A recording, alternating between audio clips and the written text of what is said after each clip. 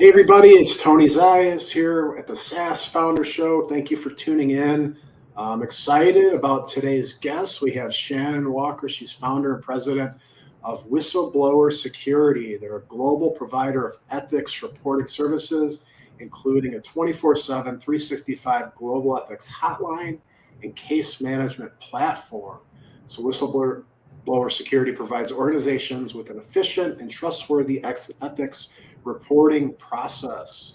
So with that, Shannon, welcome. Thank you for joining us. How are you doing today? I'm good, Tony. Thanks for having me. Awesome. Yeah, appreciate you being here. I obviously read the brief description, but tell us about the business. Tell us all about Whistleblower Security. So I know it's a bit of a handful to describe the company, and people often say, "What do you do?" And I say, "I'm in the ethics business." And they're like, "What?" It's a bit of a niche business. Certainly, when we started it quite a while ago, it was really new and something that most companies hadn't considered.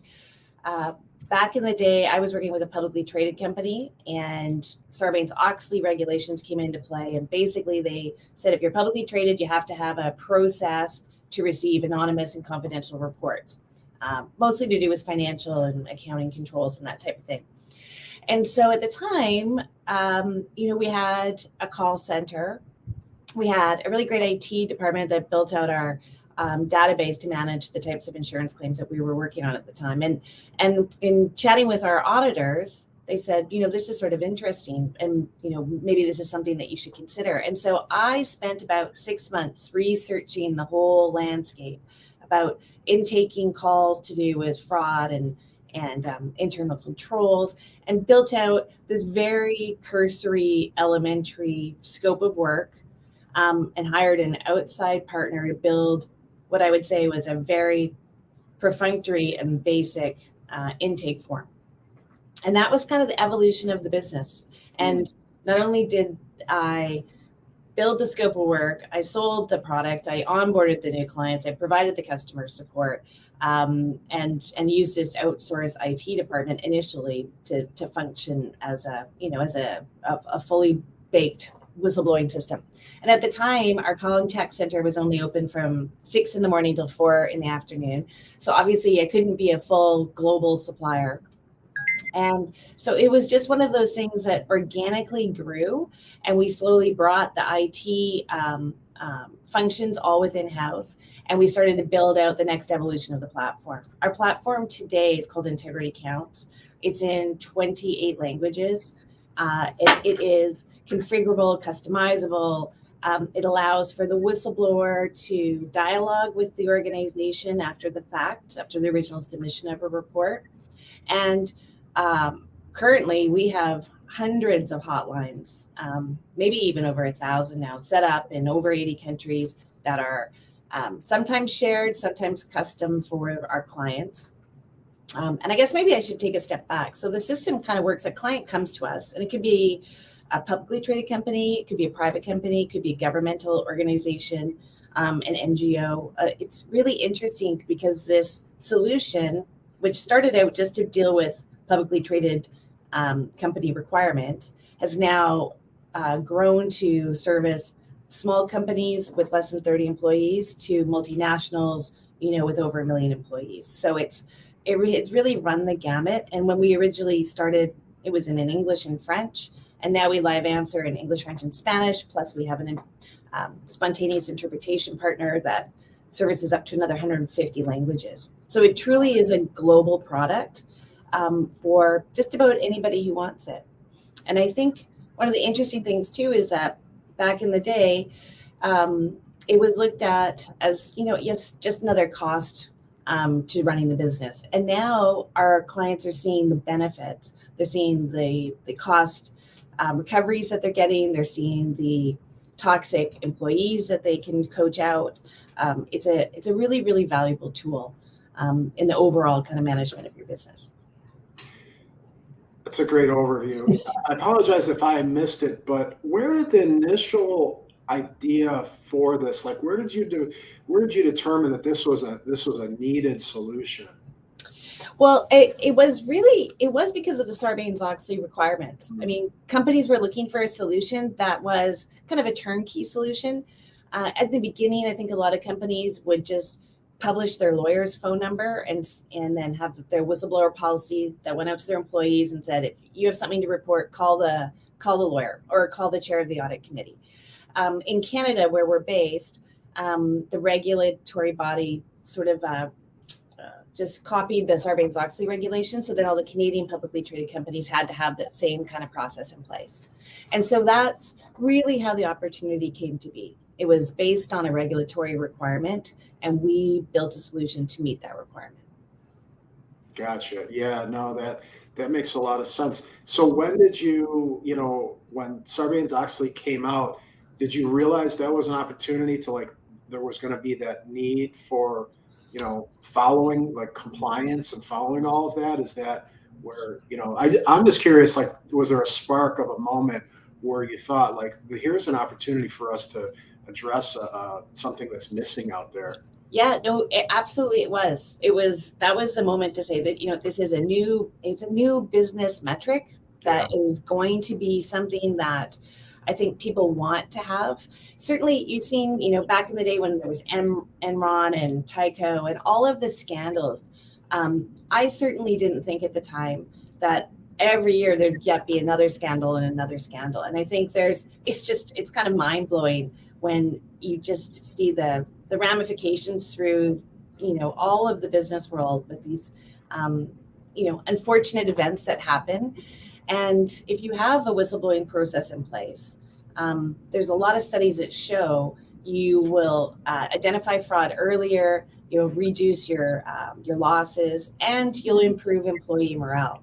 I always have a great story about one company that came to us, and they were having an issue in the workplace, and there was someone that was propagating a lot of rumors and falsehoods about their biggest client. And they came to us and they said, we need to put a whistleblower system in place, and we need to have it in place by the end of the weekend. So this was, I think, on a Thursday night. And we worked to get the whole system set up over the weekend. And I went in on a Monday morning with their CEO, and they had a town hall meeting with giant video screens in their head office here in Vancouver, but they had all their teams from across the US and Canada on the video screens. They had a forensic computer guy, and they had employment lawyers. And we had this town hall, and we said, we've put this whistleblower system in place. We're going to be checking computers. We want you to speak up if you know who's doing this, because it's hurting, it's devastating to the business and to this one client. And within 48 hours, we had a number of calls, and the person who was the problem was identified. But the most interesting thing about it was we had a few calls where people said, thank you for putting the system in place because we know that you care. Mm-hmm. And they didn't have a method to speak up. They weren't comfortable in speaking up to their direct supervisors. They weren't comfortable going to HR. They needed that anonymous, safe channel. And so to me, that was always a really important point in our evolution, where that it is providing an essential service to employees who feel that they have no other method of getting to management. Super interesting. I know you mentioned a little bit about how you kind of scoped everything out early on. So what did the initial product, what was that MVP? What did that look like? I did a lot of research on other types of intake forms and other types of methods of doing investigations. And then I was very lucky, and I worked with a former chief of police here in Vancouver, and he was retired. And he and I worked together to scope out a questionnaire that was substantive enough to get the types of information that you need to conduct an investigation, but also succinct enough that you didn't scare off the person who wanted to come forward. So he was instrumental in that first work form. He also brought in some XRCMP officers to help train our contact center in investigative and empathetic techniques. And that's really served as a foundation of our training going forward, because I think one of our mandates and one of our value propositions is really that when someone finally reaches out to us and to our agents who are taking the calls, they are often nervous and they're often upset. And so our first job is to provide a really calm, comforting, warm, and welcoming sense of an interaction. And so with our contact center specialists, we don't put time limits on the phone calls that they take. We don't say you have to get this call done in 10 minutes. That's not a metric that we measure. We say you need to get the best information possible, but you also need to provide support to that individual. And so we I guess we have two taskmasters in one sense, because we're there for the client, which is the organization paying us for this service. And we're there to get the information that they need to conduct an investigation. But as importantly, we're there to provide a safe place for the individual to speak up. And so there's a balancing act, one, to try and get the information that our client needs, but two, to make sure that that person feels that they're being heard. Mm-hmm. And so that's a really important ethos that we carry throughout the organization. And it's also dictated how we've designed the platform going forward. We want it clean, we want it modern. We don't want it to look like a mortgage application. You want it to be a very friendly, inviting type of report. So if you decide that you're going to call, you've got a great person on the other line who listen to you. And if you decide you're going to go directly online to the IntegrityCounts platform, you've got a really intuitive, easy platform to use to file your report. Now, you mentioned the ethos of the organization. We always get into culture in these conversations, talking to your case. I'm really curious because I'm sure that matters a lot just due to the nature of what you're doing. So what does the culture look like there? And, how intentional was building that, and how do you drive it forward? Well, I think, I come from the background of a family business. I've worked with my father and my brother for most of my adult career. And with Whistleblower, that same type of family values has been, I think, foundational to the team that we've built. We're Women Business Owned certified, and we are a B Corp as well, which is a very onerous certification to go through, but it really speaks to our commitment as an organization to our people and the planet, and being a company of impact. And so I think that all kind of comes together in the team that we've built. Our VP of operations has worked with me for 17 years in various other organizations in this one. And so I think that the one thing that really is lovely about our organization is I think everyone comes together and we really feel that we're providing an essential service, and we're helping. We have a tagline: we're making good companies better.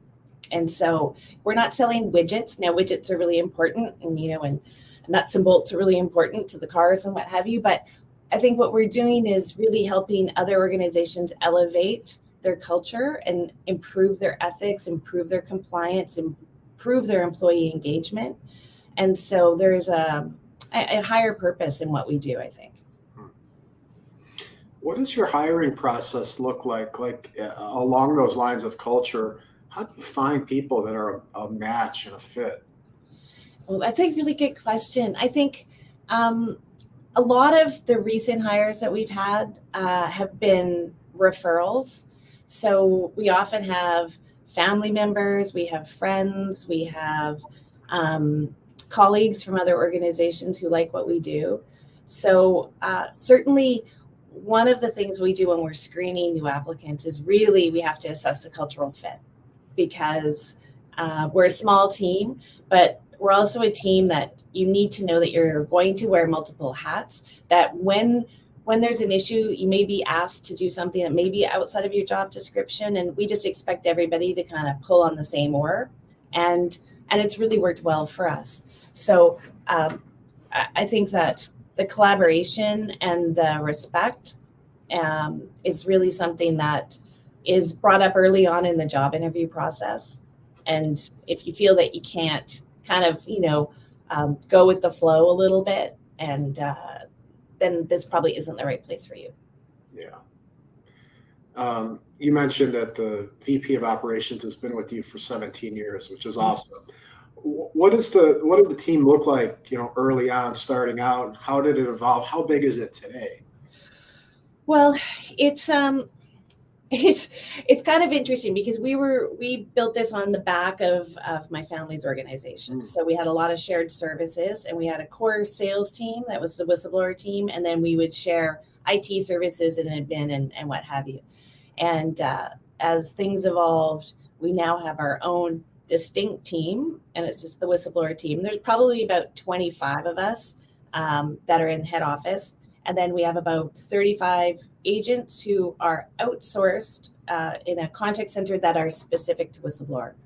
Okay. And again, those have to be the agents that are identified as soft skill agents or very, very experienced with soft skills, like it's a natural, intuitive sort of feature of their personality. Another interesting story about that, one of our current account executives was a call taker initially. She was an intake specialist, and she was one of those individuals who really, really appreciated the courage of the people who call in to talk about whatever the issues are. And she was a great intake specialist. And then she ended up training the whistleblower agents. And then she came over and worked with us in another job. And then eventually she became a sales rep when one of our team went on mat leave, and she was so great at it. She's stayed on in that role. So it's a really great story. And I think from her perspective, when she's selling our service, she can really speak from the perspective of what it's like to be a whistleblower, because she took hundreds and thousands of calls with these people who are reporting on, a variety of issues. It could be fraud, it could be sexual harassment, it could be discrimination. So again, that's fraught with emotion and angst. And a lot of the times when people call us, they're scared of retaliation. They're scared of losing their job or being socially ostracized at work. So it's a very sensitive, tenuous situation when people call us. But again, it's really, I think, lovely. And I think it speaks again to our culture that we have people who were the intake specialists who are now dealing frontline with our clients. So is that common for people to move from that, role into, onto other parts of the business? Because I would think it would give them a great insight and perspective that, could be valuable elsewhere. Yeah, no, well, it's, we're very, very small in that sense. So there's not a lot of room for opportunities, but where there are new postings, we always go internally first. Yeah. So that if someone wants to try something new, if someone feels that there's a career path that they want to explore, then we'll support them in that. I think it's really important when you're an organization of this size that you provide those opportunities for people. So I want to get into the platform in a moment, but just on that point of the people on the hotline, what type of training do they have to go through? Because you said, as you mentioned, this is sensitive. People have to be very empathetic, I'm sure, and understanding. What does that look like? What is the training for that? So, well, the training is fairly extensive because, first of all, you go through your basic training as a contact specialist, contact center specialist. So you've got to know how to answer the phones, how to handle the software, because again, there's two sets of software that they have to utilize, one with working notes, one with our IntegrityCounts platform. And then it's really about anybody who's going to take calls for whistleblower is a seasoned intake specialist. So they'll be working on general accounts. And then when they're identified as, again, someone who has great empathetic skills or soft skills, then they are trained on the whistleblower side. And the whistleblower side is more about, again, the empathy and then the notations of trying to get the pertinent information. So, again, we take calls from all over the world. So you have to be able to assess when someone says my manager's stealing, who's your manager? You need the first name, you need the last name, you need the department, you need the, the area of operations. So there's all these, very, very important little pieces of information and the nuggets of information that our intake specialist needs to get out of this person when they're calling. And then also at the same time, they're very upset. So they tend to, they're talking faster, they're rambling a little bit. You've got to get them focused on what the event is about and then get the details. So there's a lot of nuances to the training, I suppose. And then also, again, handling third-party calls or when we have someone calling in their native language, you need to also work with the interpreter and try and ensure that you're getting the right information through the interpretation. So a lot of challenges in what we do, but again, we have a great team and a great training program as well through our success team. Sounds like it. So yeah, to shift gears a little bit to talk about the platform, what did the development look like? Are you technical by nature? Did you know? No. Okay, so did you early on bring in, a CTO or someone? What did the technical aspect look like? Yeah. Oh, so the very first platform that we built, we outsourced, and it was in Cold Fusion, and it was very clunky and not very pretty, and it served its purpose at the time. And when we brought it in house, we had a highly skilled team. Over the years, of course, team members have left, and we've built it out in a SQL database, and right now we're just going through our ISO certification.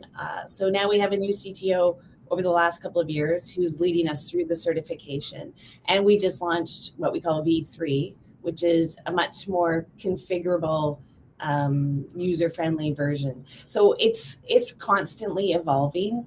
We have a product manager now who has a roadmap for the next 18 months. And it's really interesting because it's quite client driven in the features and the enhancements that we're building. And so we just actually did a little bit of a pivot last fall. We thought we were going down a certain path. And then we had a couple of our client, we call them our product advisory councils. There we have people who are using the system a lot to manage their cases. And through their feedback, we slightly adjusted our roadmap for 2022 to meet their needs. And so sometimes we think we know best, but you really need to listen to the clients who are using it on a daily basis. And so we're building it to their specifications. So it's been quite a journey, I would say. And certainly I am not technical at all. And, you have to trust your team. And when you talk about some of the hiccups in the past, we've had some hiccups where we had a vision from our former IT team that maybe we built out a lot of work that we had to scrap. So, that was to me quite devastating. And, but it was a really important lesson in trying to really understand the needs going forward. Technology is always changing, and you've always got to, I think now I know this, is ensure that you're never, I don't know what the right term is, but hard coded, so that you don't have that kind of flexibility to grow and to change and to meet your customers' future needs. Yeah, makes a lot of sense. I would just ask, going back to that user feedback that you're getting, roadmap and, planning everything out and what is coming, features and all that type of stuff. How do you go about collecting the user feedback and then prioritizing it? And what does that decision-making process look like? Oh, that's a really good question. So basically, our product manager engages with these client product advisory councils. And so we might have 5 or 6 people in a session for a couple of hours going through what our product roadmap looks like and asking them, again, would they use this type of enhancement? What do they think of the current, status of the system? And then they come together, and it's interesting because what Hillary, our product manager, does is bring in individuals from different industries. And so you can see how there's different user studies or user case studies.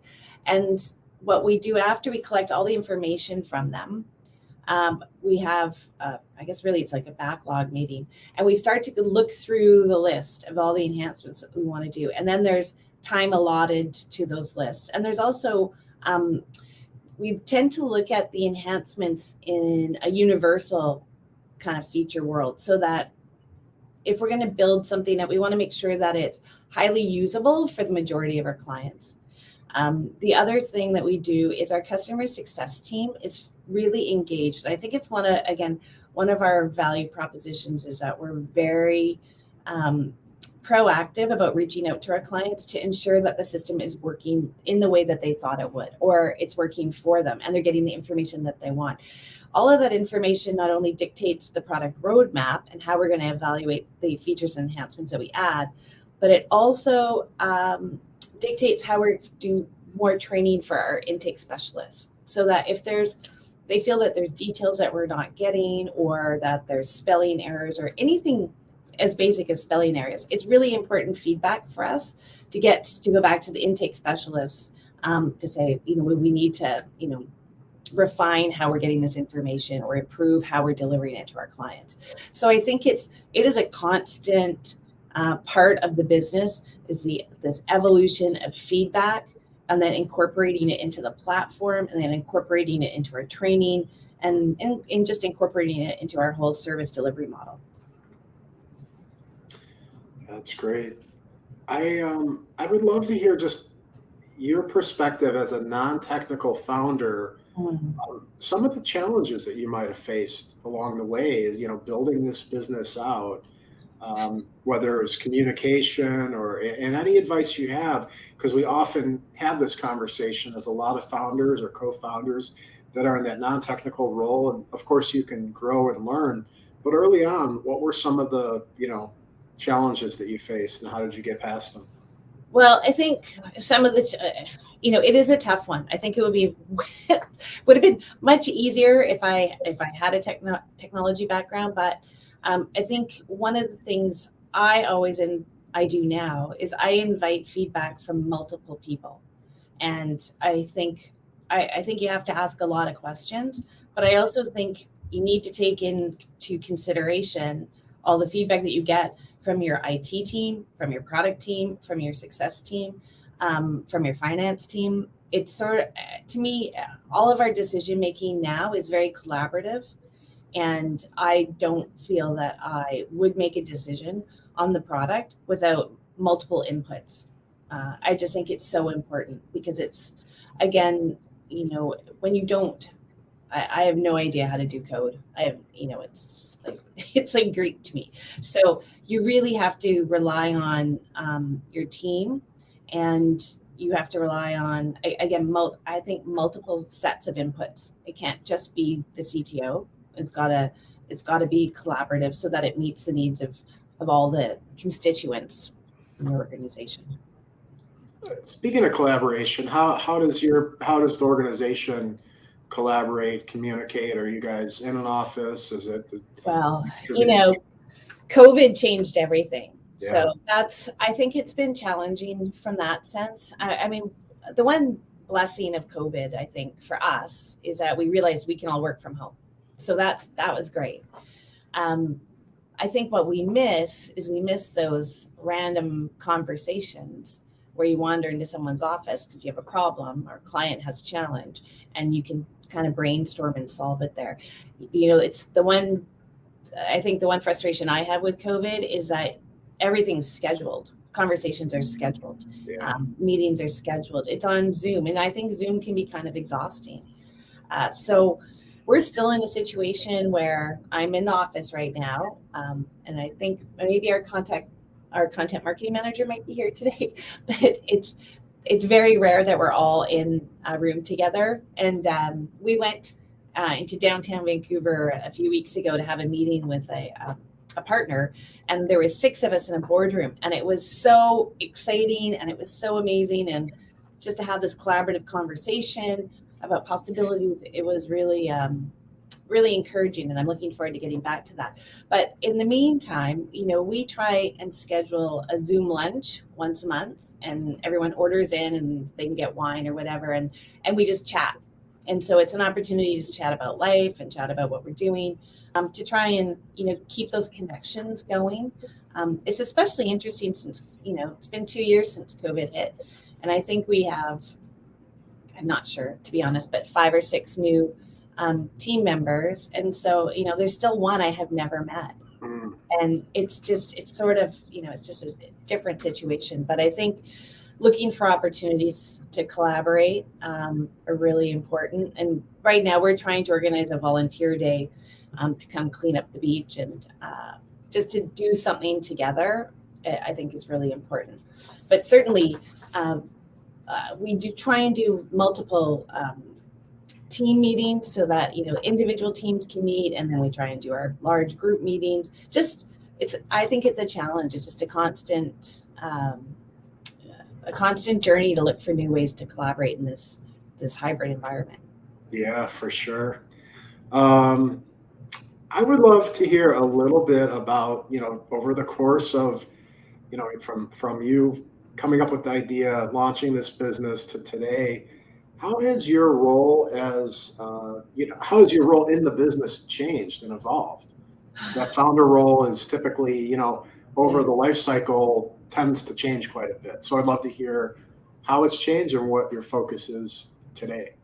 Well, my focus now is really on identifying strategies for growth and for strategic partnerships, and really to it just to nurture the team so that we can continue to grow and have exponential growth.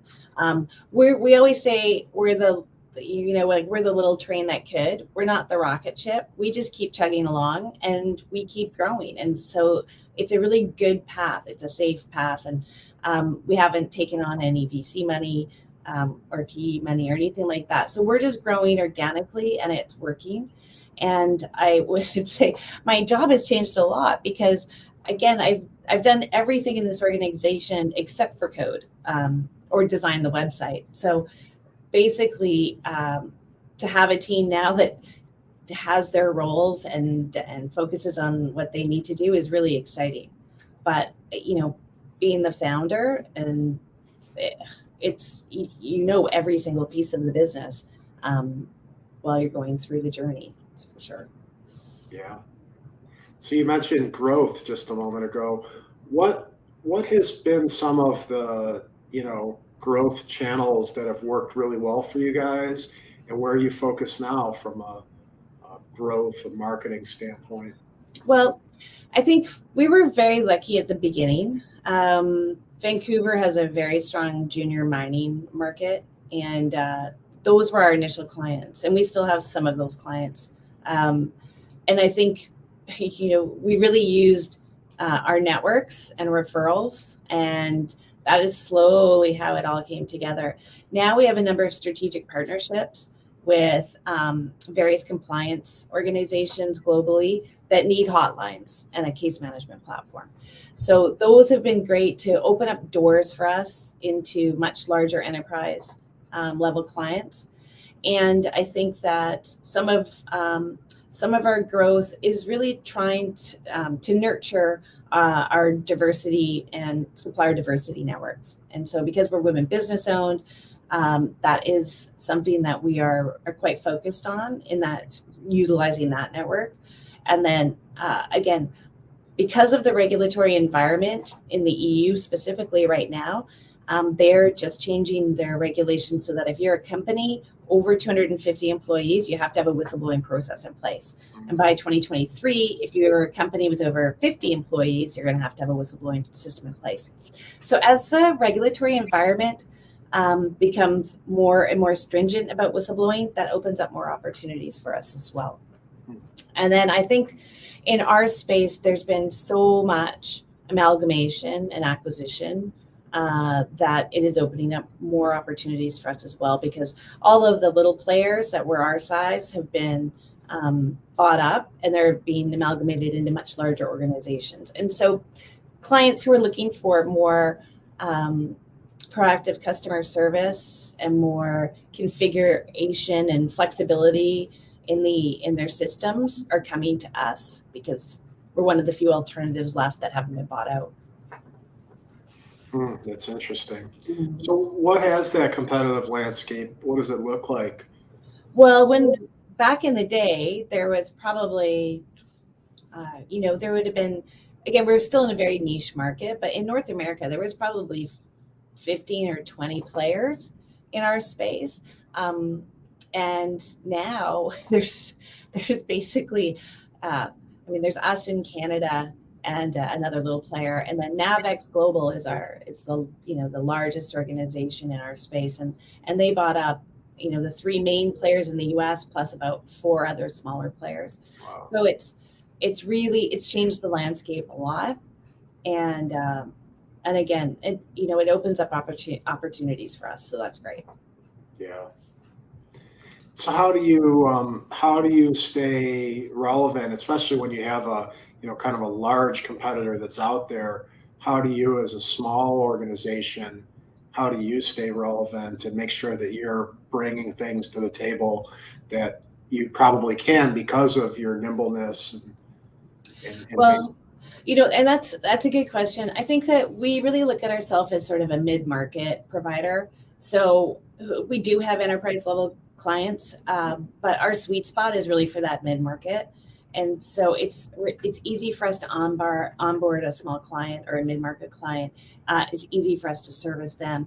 We, I would say like in the last 5 years, we've started going, well, pre-COVID, we were going down to the trade shows, really trying just to get some brand awareness and say, hey, we're here, there's an alternative. And it was so well received because, people didn't realize that there was an alternative. And so that's been helpful. And with COVID and this lack of being able to hit the trade shows and hit the conferences, we've really tried to up our game on our SEO marketing and our digital marketing. And then again, forging these relationships with organizations who offer other services in the compliance space or the forensic space, but need to have the ability to offer a hotline and a case management platform. So there's multiple tangents that we're trying to sort of hit the market with, but it's again, there's a lot of noise out there in the internet, and so trying to get your organization to the top of Google search it's always a challenge.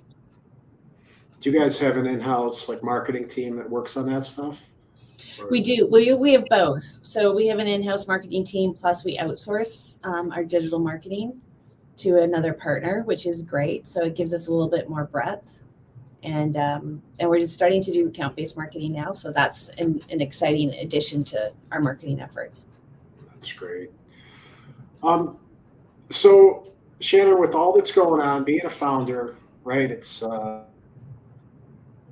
from at the end of the day, how do you maintain some work-life harmony? What do you do to stay sane, to take care of yourself, all that kind of stuff? That's an interesting question. Well, I'll tell you what I just did. I just went skiing in Austria. Good for you. So, yeah, it was great. And it was one of those trips where we almost canceled it because of COVID. But then just, life is short, and sometimes you have to take advantage of an opportunity. And so I did that last week, but I'm very blessed. I live near my office, and our office is across the street from the beach in Vancouver. And so I think a lot of our team, when we were all in the office, take advantage of, we have a seawall that's about a 2-kilometer seawall. And so to get outside and walk on the water every day is a real treat. And it's also a good way in pre-COVID days just to go and have a meeting and walk the seawall and have a meeting while you're walking is, that was one of the great treats of where we're located as far as our office goes. But I'm a big believer in self-care. So, yoga, outside, skiing, gratefuls. We do gratefuls in one of our meetings every week. And so our team shares what they're grateful for. It could be professional, it could be personal, but I think that we all take the moment just to sort of honor what that week we're feeling grateful for. And every week it could change. Fantastic. Yeah, that's great. I would love to hear what is the vision for the next 3 years of the business? What are the goals? Where are you looking to go with it? What does that look like? Well, I think our goals are really to double in growth over the next 3 years. I think that the landscape is so supportive for growth in the whistleblowing environment. When I first started, a lot of companies that I would talk to said, it's a snitch line. I don't want a snitch line. It's just going to create, the Pandora's box. I don't want to hear about it. I think that mindset's changing. I think there's a paradigm shift. I think that there's a higher calling to running an ethical business and a sustainable business and a business that supports its employees. And our solution is a tool within that box of supporting, again, ethical behavior in your business. And so I think from our perspective, we're kind of playing the long game, and maybe it's taking us a little bit longer to get there, but it's really about supporting other businesses. And so again, probably having a footprint in Europe is in our landscape. I think Europe's a really important market for us. But having said that, North America still has a long way to go. Canada is, I would say, quite immature as a market for whistleblowing compared to the US. The US has very much embraced it since Sarbanes-Oxley, and but still lots of opportunity. And I think that now that we see private, smaller companies coming on board and really embracing this as part of their HR and their compliance, it's just the opportunities are there for a lot of growth. That's awesome. So before we go on to kind of the last question that we always ask our guests on this show here, I'll get to that in a second. Where can anyone who wants to learn more about Whistleblower Security, about you and kind of what you're up to, where can we find out more information? Well, you can go to our website, which is whistleblowersecurity.com. That's the first place to start. I'm on LinkedIn, so it's Shannon Walker on LinkedIn. If anybody wants to reach out to me and ask me some questions about Whistleblower, happy to engage. And to go on our website too it's a great resource. There's webinars there about best practices in whistleblowing. There's a lot of ebooks and other resources that people can access if they're considering a whistleblowing system. And we're just about to launch a podcast. So hopefully when that comes out, I'll blast that out through LinkedIn. But Cole Anderson, who's one of our team, has been interviewing a lot of really interesting thought leaders and authors in the ethics and compliance space. So we're excited about that too. Oh, that's very exciting. Very cool. Well, with that, here's a question that we like to ask all of our guests. If you could go back, and talk to your former self before you launched a business, what, if you sat down, had a cup of coffee, what would be the one piece of it that former self? Oh, I would have said, advocate harder. I think it's one of those things where I think there was some skepticism in the market just because it was so new at the time. And I really believe in this business, and I believe in what it offers to our clients. And I wish I'd been a stronger advocate at the beginning. Right now, I'm full on cheerleader and going for it. But I think that I think if you're going to start a business like this, or any business, I think that you just got to go hard right at the beginning. And I think that I was tepid at the beginning and didn't advocate enough at the start. So that would be that'd be my advice to anybody. And again, it's been a great journey, and it's not over. And I'm so excited about it. But I wish I doubled down at the very beginning. But I bet over time, as you gained more confidence and kind of belief in what you're doing and the business and everything, you probably grew and you probably got to that. But yeah, that is some strong advice there. Yeah, it's a tough one sometimes. I mean, again, being a woman and a lot, I've had this question before. It's like, how did you get into this business? Because it's compliance driven, regulatory driven. I'm not a lawyer. My background's really communications, but it's something that, when you feel very passionate about something, you just have to follow that and advocate for yourself and your organization. Yeah, that's fantastic. Well, Shannon, thank you so much. This has been really outstanding. Appreciate the, great conversation, learning about, whistleblower security, Again, everybody who's tuned in, go check out whistleblowersecurity.com and to find out more, reach out to Shannon on LinkedIn. And again, thanks so much for being on. To those of you tuning in, we will see you again next week with another guest. But take care for now. Thanks again, Shannon. Great. Thanks, Tony. Take care. You too. Bye-bye. Bye.